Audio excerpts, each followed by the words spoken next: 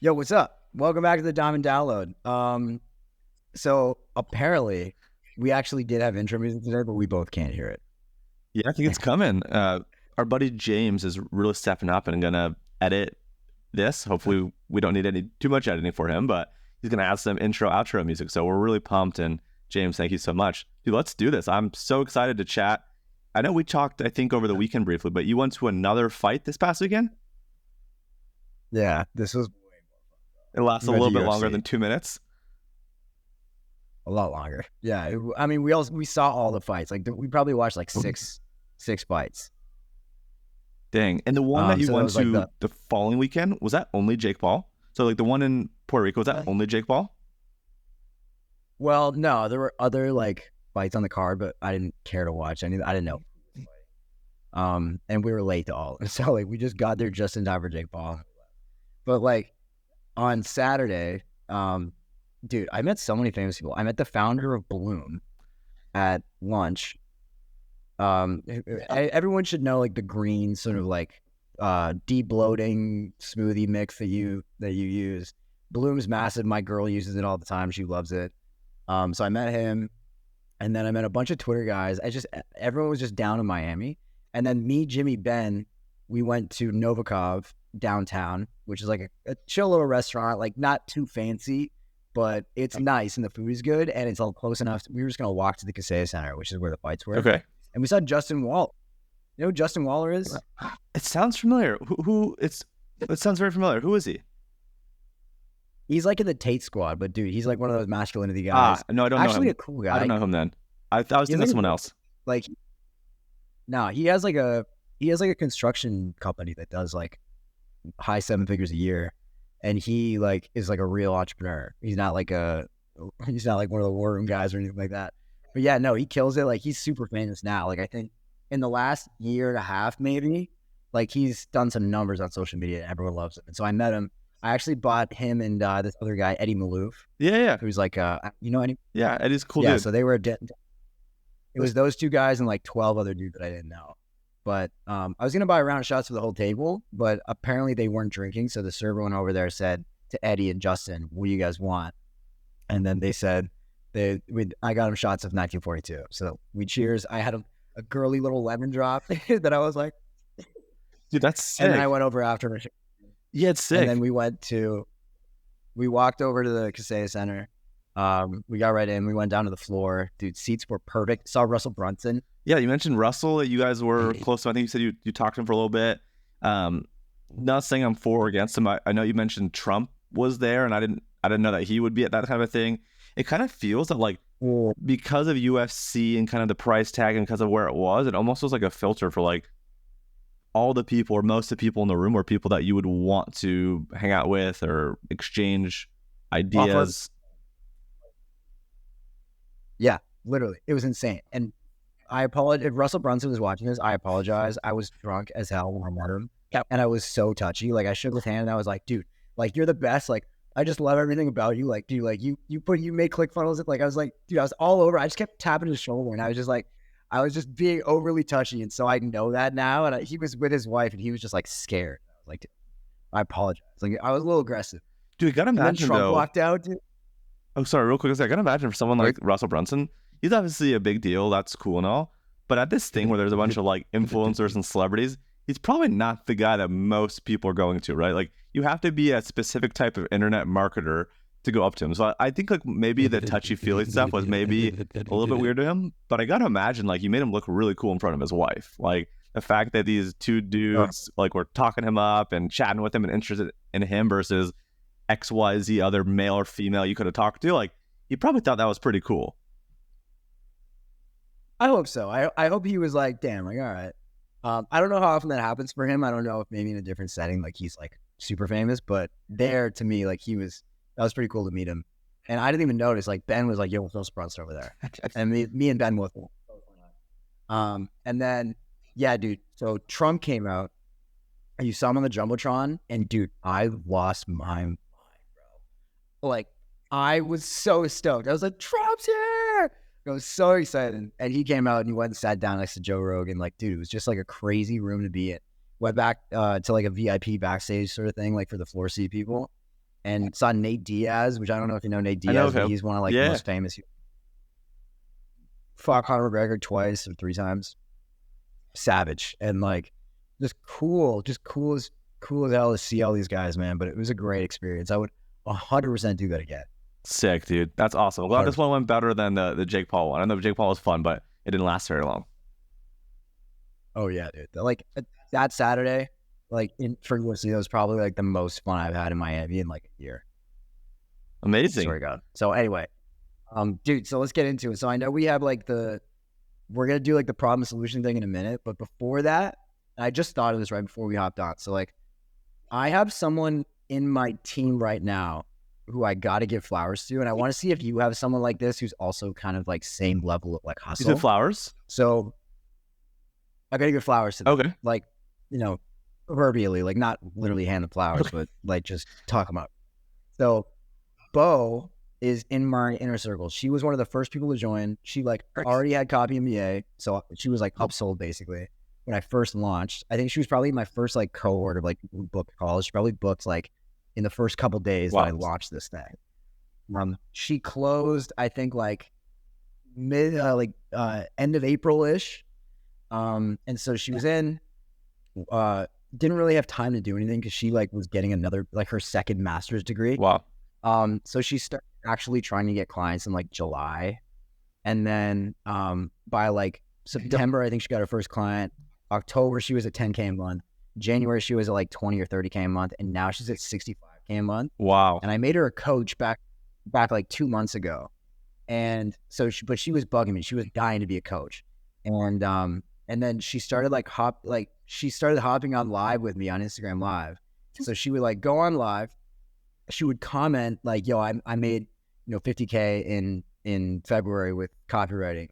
I would pin that comment. She would come up and like just talk about like whatever.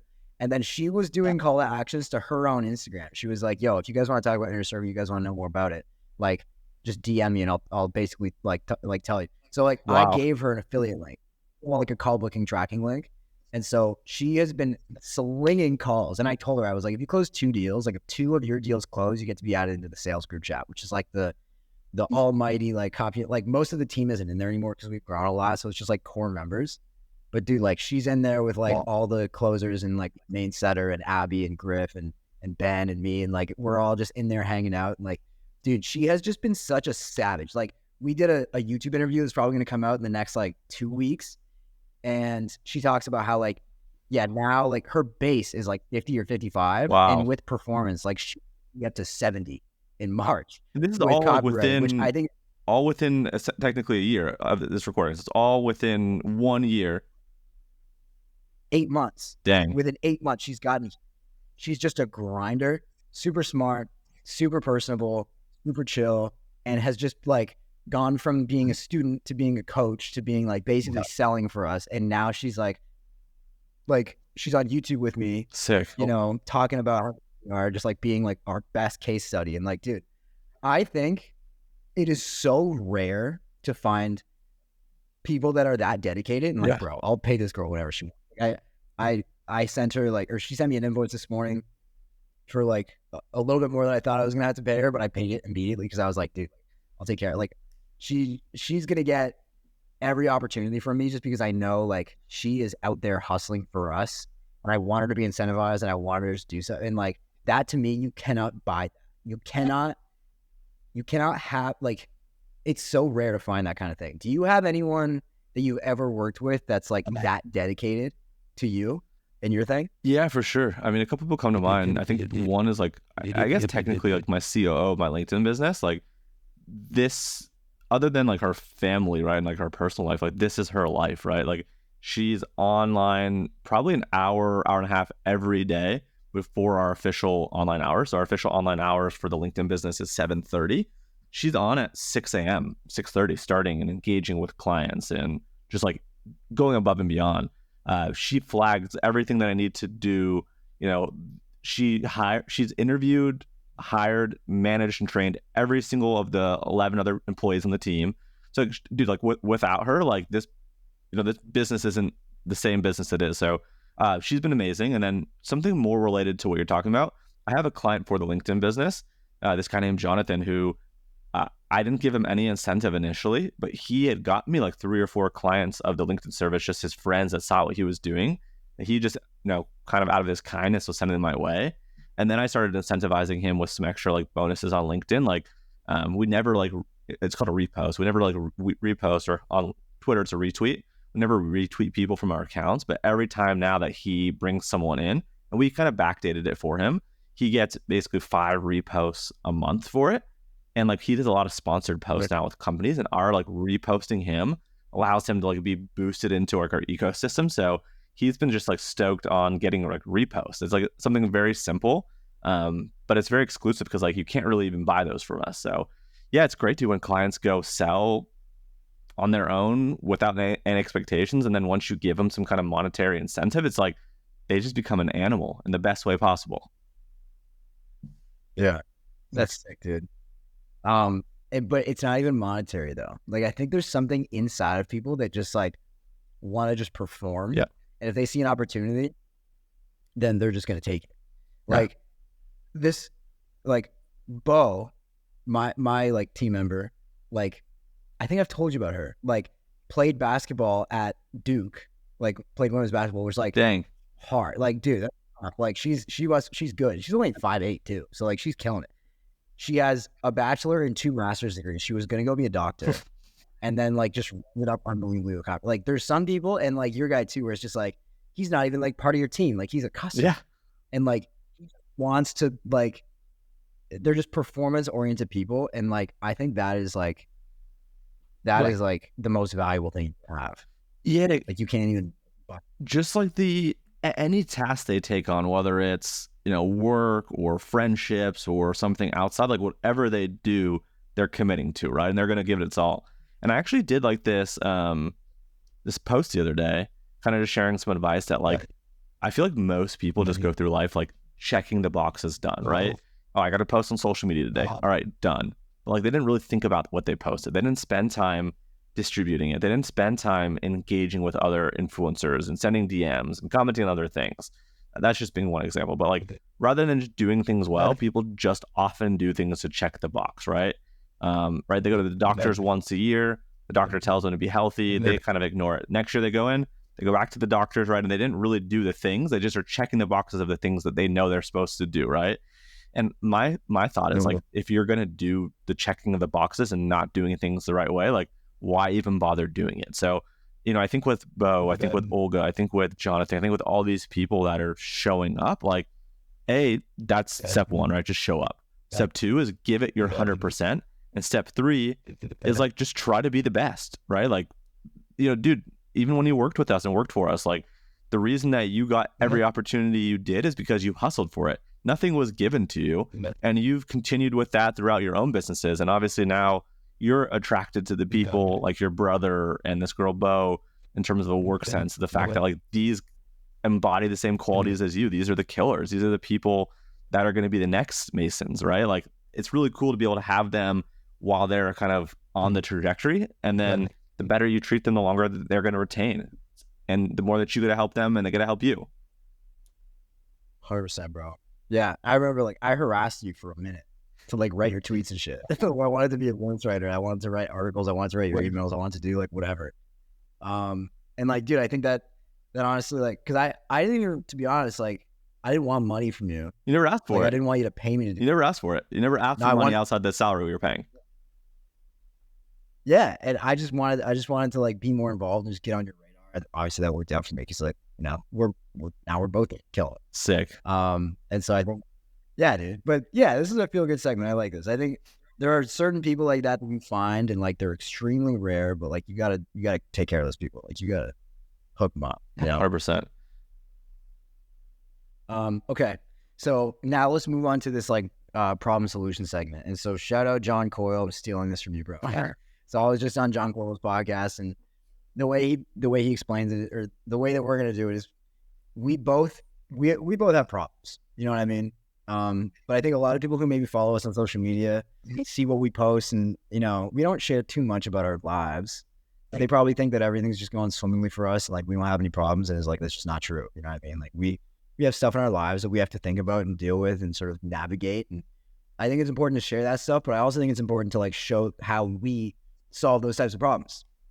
So, do you have anything, and this is either business or personal or both, that you want to share? If not, I can go first and then you can go. It's totally up to you. Yeah, I mean, I've got something that I've got like 2 things I've been working through like on the personal side that like they're like now solved, but I can kind of share them and how we work through them.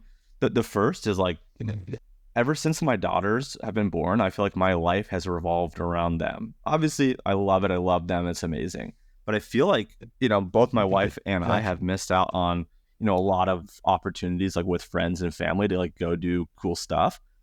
So I think like a couple weeks ago, I brought up to my wife and like literally both of us, every single day I'm not working, including the weekends, like we are just with the kids. Like it's rare for us to leave the house, or if we leave the house, it's with the kids. Like we don't ever get to go golf or play pickleball or go on vacations or go to dinner with friends. So I'm like, why don't we set something up where every other weekend we're going to trade off watching the kids? So I think the very first weekend we did it, I went to go play in a pickleball tournament for like 5 hours. I think I took a little bit of an advantage of it. I didn't expect it to go that long, but we made it to the final, so it was a longer day than expected.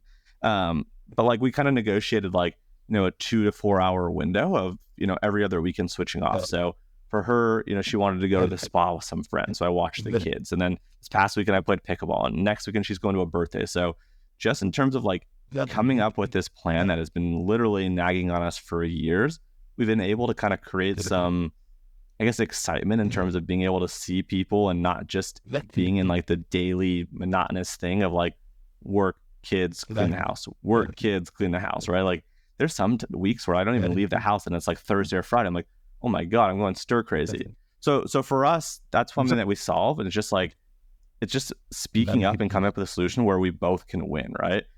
Sure, when she goes and I have the kids for 4 hours for myself, I'm like, damn, this is really freaking hard, right? And vice versa. So that's one thing that we kind of solved, where you're probably like, dude, you don't have to report to anyone. You can go hop on a jet in 20 minutes if you want to, right? So it's probably a very foreign thing for you, but like with kids, doing anything without the kids is like a huge task. Well, I know I'll be there one day. Like I understand that this is something I'm experiencing. I mean, give me 3-4 years, like I'm sure it'll be much different. God willing, I hope I get to have kids, But dude, you know what's interesting? So when I went to Puerto Rico, the guy that we were staying with, because he's like a mentor kind of all of ours, he's like the uncle, you know what I mean? He's 32, I believe, and successful, worth 8 figures, and he's got a wife and he's got 2 kids, but he's got 2 nannies. Like he's got 2 not live-in nannies, but I believe they're close by. Full time, whatever. They're there a lot. That's what I meant. Full-time nannies, 2 for 2 kids. And so they both, I'm not saying that you need 2 nannies, but be nice. Have you considered that? Getting someone who's like maybe close to the family already, who like vibes really well with you and Jamie and the kids, like just bring them in and, pay them like hourly, just whenever you need stuff. Just we have someone that comes. Yeah, we have someone that comes right now between 8:30 and 1:30 Monday through Friday. She has like another family she does like nights with, and then the problem is like this nanny literally comes to our house at 8:30. Like she dropped her kids off in the morning, and then by the time she gets home from her second job at night, it's like 8 or 9 o'clock. So she's working like 12-hour days. So we will love to use her on the weekend, and we have on occasion, but we just feel like we're bothering her. Like she has 2 days out of the whole week to actually get chores done, run errands, hang out with her kid, sleep. So we have this one that we love. It's just hard for us.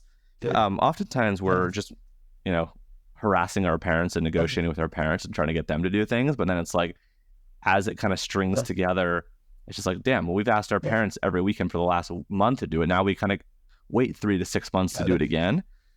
So we do have someone, and we've had other people in the past. It's just hard when we have 2 very different kids. We've got like the little baby who's really cute, but she has different needs than the older one. She is very particular, and she's strong-willed and strong personalities, and a lot of the nannies we've had don't really mesh with her. So we have someone now. I'd love to get someone more, but like it is a pain and a half to try to find someone that you trust. It's really hard.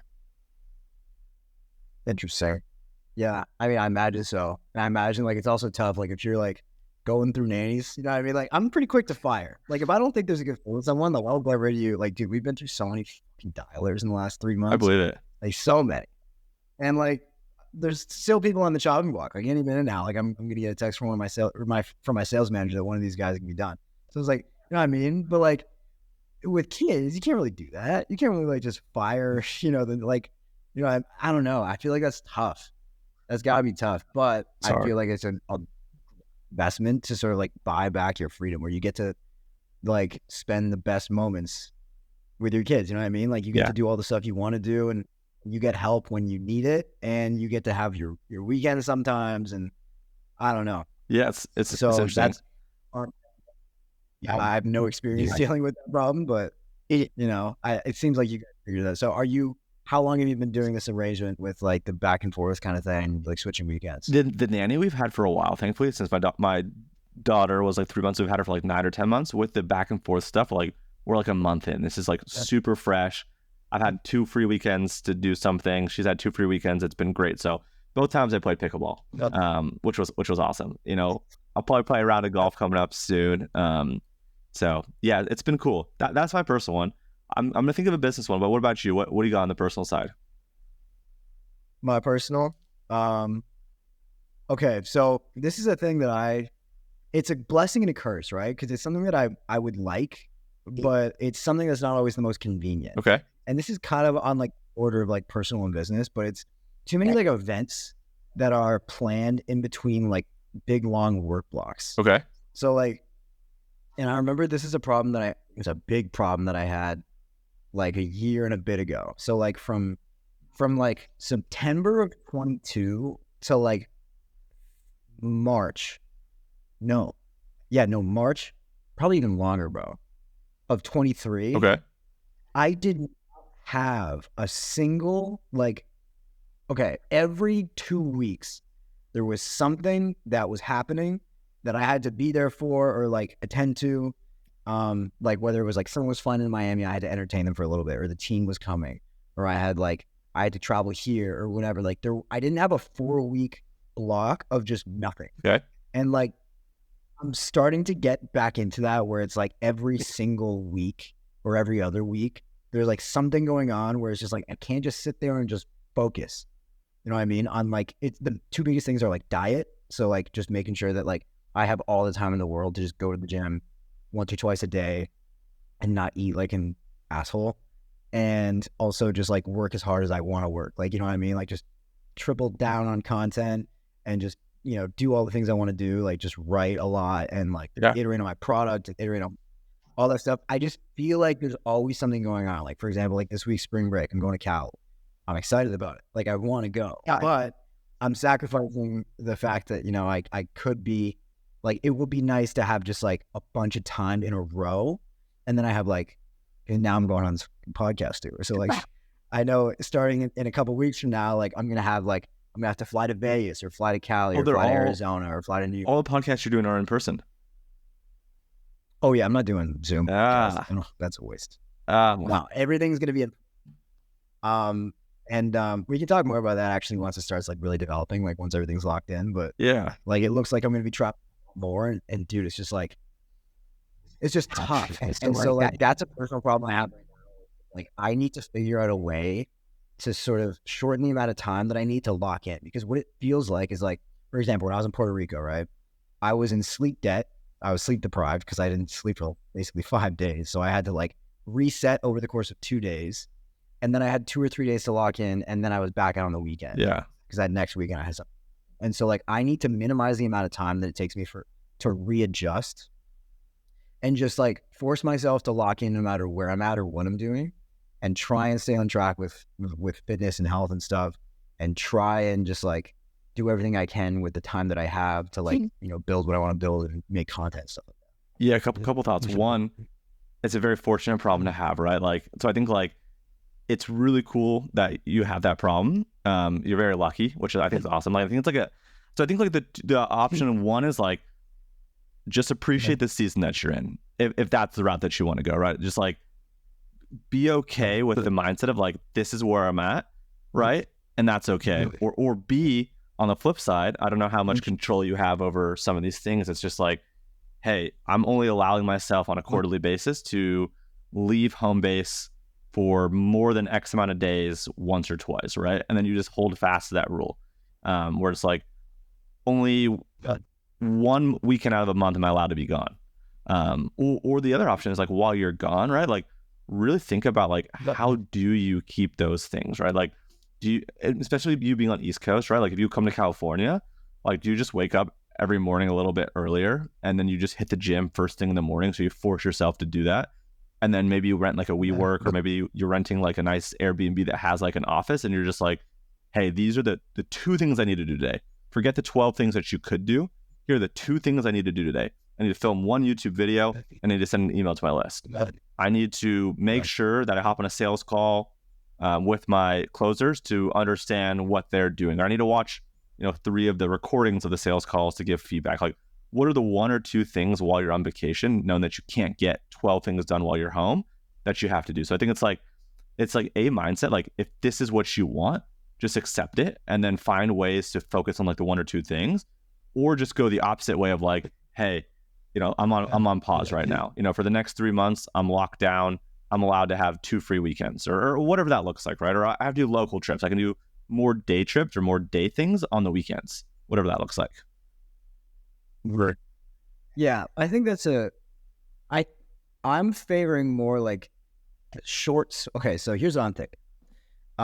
Because I think there's like a third option, which is like block time off, but like give myself 6 weeks, like basically twice a year, to just like work as much as possible. Yeah. And then I think that's really all I need.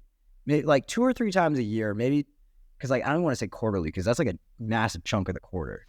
But like 6 weeks, I think is enough for me to backlog a ton of content, like do what I need to do health wise, so that like maybe I shred way down in that 6 weeks, and then over the next 12 weeks, maybe I gain a little bit of weight, but it's all right because I made a dent when I was like really trying to get fit. I think like that might be the play, and I also just like need to force myself to do that. Like I need to have the ability to say no sometimes and be like, all right, like this would be nice to do, but I need to lock in. I need to do this. Like this is like, it has effects down the road where it's like that whole thing. Yeah. Kind of like, it's not the biggest thing in the world if I put on 2 or 3 pounds, like by, just eating sushi every night. There's actually another problem. I can't stop eating sushi. Like the problem, like every nice restaurant, or like 90% of nice restaurants, serve the same menu. And it's like a raw bar, maki rolls, and then maybe steak. I've had the same thing for dinner for like the last 3 weeks straight. Like I can't stop eating sushi. It's so stupid. And then sort of just like put myself in like timeout and just see if I can just like do everything I can to just lock in. So I don't know. I might have to just tell myself that and really commit to it, and just make sure I don't get distracted by going somewhere else or doing this podcast or talking to this person or going on this trip and stuff like that. Like I think I gotta just yeah. And then how do you like and do that? Like, sorry, I know, but like maybe like from. Actually, no. I was thinking after spring break to my birthday is probably going to be that block, and that'll probably be when I do that. That's sick. And then like, how do you do more things at the same time, right? Like, how do you, if you have to take calls, like how do you do the call while you're on vacation, while you're on a walk on the treadmill, right? Or how do you take a call while you're commuting from, West Hollywood to Orange County, right? Or whatever you're doing. If you're in Uber, how do you take your calls then, right? So it's like, how do you do the few things that you need to do while you are on the road traveling simultaneously with something else? That way, when you do have downtime, you get to do the things that you want to do, or the things that you need to do, not the things that like, are kind of secondary priorities. So that's how I think about things too, right? It's like, I hate taking calls nowadays. The only way I'm going to take a call is if I'm taking a walk. As long as it doesn't have to be video, but someone needs a call. Like for example, the accountant that you introduced me to, the very first time I hopped on a call with him, I did it on a walk, right? I didn't do the walk that day. I wanted to get outside. It was going to force myself to just walk the entire time we talked. And the guy could talk for a long time. So I ended up walking for 45 minutes or an hour because this guy wouldn't stop talking in the best way possible. Great guy. I'm working with him. He's awesome. Yeah. I love him. He's a bit of a talker. Yeah. Dude, you know the worst thing was? I was on a call with him. So number 1 talker and then number 2 talker. Him and my lawyer. Oh my God. My immigration lawyer. Well, bro, it was literally what could have been like a 17-minute conversation was 2 hours. Yeah. Of them like just going forth. And you got invoice for it, so it was great. Oh well, you already paid my fee. I'm good. Like they're fine. No, I'm kidding. Total hours, but that to me was just like, holy! I almost left. I was just like, you know what? You guys talk this out. I'm gonna go. Yeah, they wouldn't have even noticed you weren't talking. Yeah, I know, right? Yeah, they would ask me a question sometimes, and I would jump in and be like, "Hey, fellas, like I think we're misunderstanding each other here. Like, this is what he's trying to say, and this is what he's trying to say." So, like, oh my God. Anyway, regardless, I think this is very productive. I think we're hitting time here, so I don't even think it's worth getting into business because, like, my business problems are. Yeah, let's wrap it. This was fun. Over it. This was different. This was unique. I like this. We can wrap here. Okay, awesome. All right, everybody. Thanks for watching Diamond Download. If this was valuable or anything, please comment down below. Like, seriously, because we never really get any comments. I wish people would tell us how great we are in the comment section. Tell us how we are in the comment section, and we will see you next week. Enjoy that intro music, and maybe there's some outro music. And yeah, follow us on Twitter. All right, bye. Cheers, brother. Bye.